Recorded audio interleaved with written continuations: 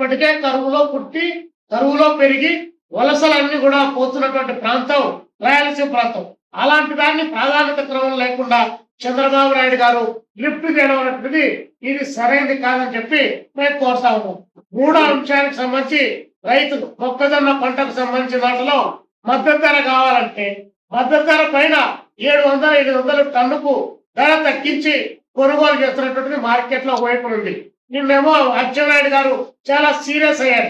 రొయ్యలకు సంబంధించి పీతలకు సంబంధించి ఇలాంటి వాటన్నిటికి సంబంధించి చాలా సీరియస్ అయ్యాడు. ఈ రాష్ట్రంలో మిర్చికి సంబంధించి కానీ టమోటాకి సంబంధించి కానీ లేదా ఉల్లికి సంబంధించి కానీ ఏ ఒక్కదానికి కూడా మద్దతు ధర లేక ఇబ్బంది పడుతున్నటువంటి పరిస్థితి రాష్ట్రంలో రైతాంగం ఉంది.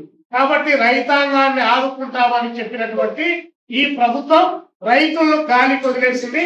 దాని ఫలితంగానే ఈ 2 సంవత్సరాల కాలంలో రైతులు దాదాపు 151 మంది రైతులు ఆత్మహత్య చేసుకున్నటువంటి పరిస్థితి కళ్ళ ముందు కనిపిస్తా ఉంది.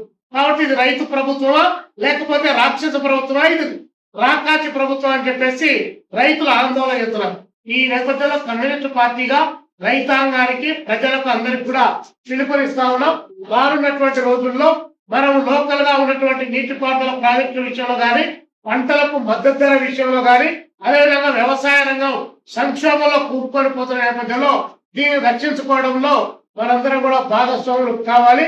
కమ్యూనిస్ట్ పార్టీ ఇచ్చినటువంటి పిలుపు రేపేదైతే ఆగస్టు 6వ తారీఖు హీరోషిమా డే సంబంధించినటువంటిది ఏదైతే ఉందో దాన్ని పురస్కరించుకొని ఆగస్టు 15వ తారీఖు వరకు జరిగేటువంటి పాదయాత్రల్లో ఇలాంటి లోకల్ సమస్యలను కూడా చేర్చి ప్రజలను చైతన్యవంతం చేసి అల్టిమేట్ చివరికి సెప్టెంబర్ 28 భగత్ సింగ్ జయంతి సందర్భంగా చలో ఢిల్లీ కార్యక్రమానికి పిలుపునివ్వడం జరుగుతాం.